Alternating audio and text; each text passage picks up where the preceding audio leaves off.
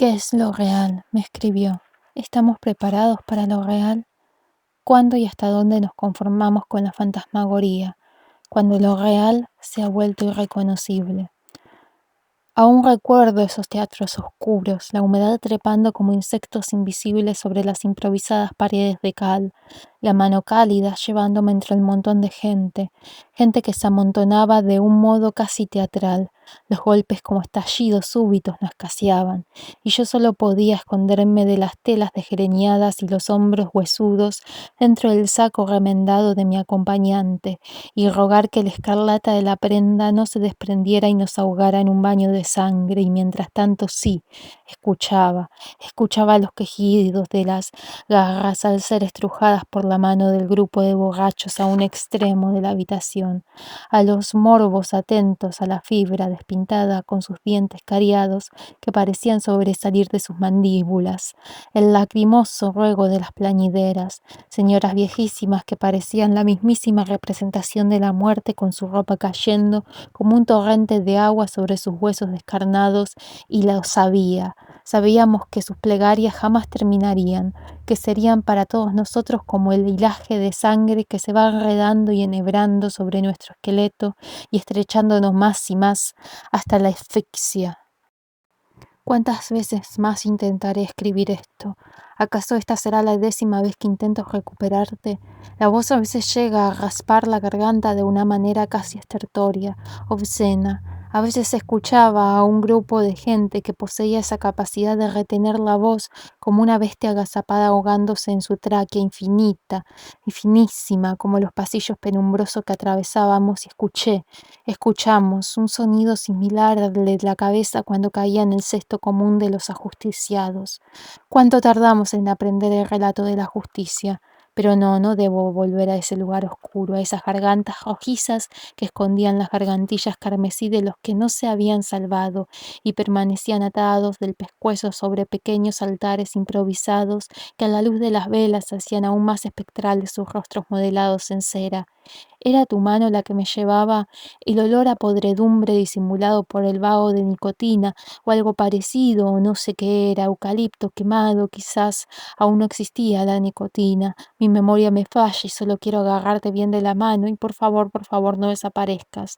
Tu mano, la mía, un ritual de manos enrevesadas, envueltas en el polvo, enterrados en la tierra hasta el codo, sintiendo el mundo crujiendo alrededor, inyectándose lentamente en estos dedos, la palma, los brazos como la electricidad, ese galvanismo espurio que aún nadie quería conocer, muchos menos los faroleros, con sus largos palos en la fila también, para presenciar todo junto, a las sonrisas destellantes de los resucitadores, los desenterradores de cadáveres. Pero, ¿qué hacían esas señoras ahí? ¿Por qué nos importunaban con sus plegarias?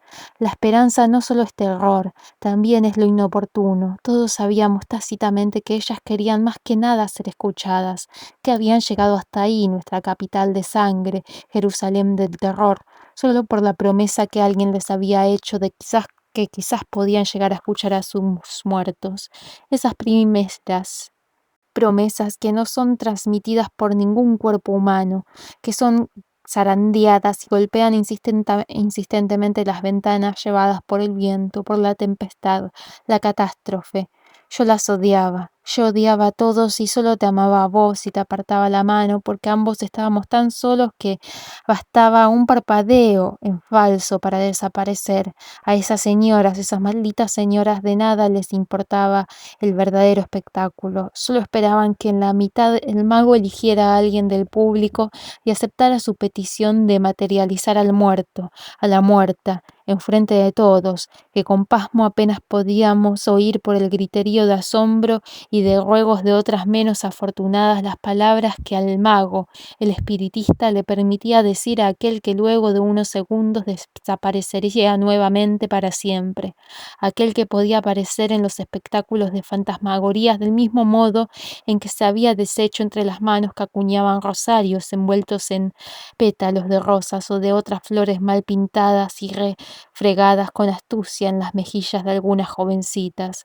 Yo nunca lo permitiría, oh no, nunca, nunca me apretaba a vos y pensaba en los dedos que acuñan rosarios, libros, navajas, plumas, aves, pálpitos, muerte, vida, y tus dedos engranados entre los míos, y el espectáculo está a punto de empezar, y entonces todo lo imposible aparecía ante nuestros ojos.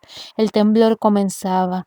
Pierre, Pierre, te susurraba, y el temblor como una marea que confunde el terror con la maravilla.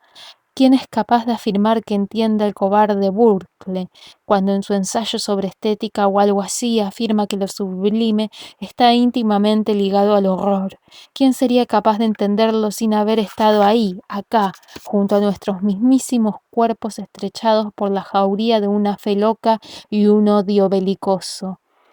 El temblor, nuestro temblor, el de la multitud de espectadores, llegaba hasta las figuras, a los fantasmas. Se lo transmitían del mismo modo que la sangre hacía danzar en dadivosas libaciones a las sombras del pasado. Los fantasmas se lo bebían. ¿Qué había pasado? ¿Qué había pensado? ¿Qué había sucedido con aquel que, al no conseguir ningún animal para sacrificar, cavó 2 pozos paralelos a la tumba de sus padres del tamaño de sus brazos, se cortó las venas, introdujo ambos su sangrante ofrenda en los huecos, la carie cavada con tanta furia? Una vez que el filo punza la vena y por un segundo la sostiene como un hilo a ser enhebrado, el dolor es insoportable, el cosquilleo se transforma en estallido y los ojos parecen salirse de la órbita, y siento tus manos entre las mías como parte del tejido manto estriado de estrellas que nos cubre. ¿Dónde lo habías robado? Y el espectáculo no parece sino que transcurre ahí, en ese espacio inacible, ese que algunos dudan de su lejanía. Cuanto más algo puede ser lo suficientemente lejano para ser invocado por tal palabra. Era inalcanzable, mas su problema principal era la cercanía, un galimatías que nadie que no haya estado ahí con nosotros en la época del terror podría entender. El cuarto, sí, el cuarto era pequeño, pero tenía un escenario repleto de cortinajes corridos, como los cuerpos aglomerados en los límites de una extraña ciudad, un escenario que tampoco nadie atravesaba, y nunca supe si era por temor o porque realmente no se podía atravesar. Quizás estaba hecho del mismo humo en el cual Quizás estaba hecho del mismo humo en el cual proyectaban esos fantasmas a los que creíamos más que a los vivos, como los antiguos le creían más a a los oráculos glosolálicos de la pitonisa que a la propia realidad que los esperaba. Así era la fantasmagoría.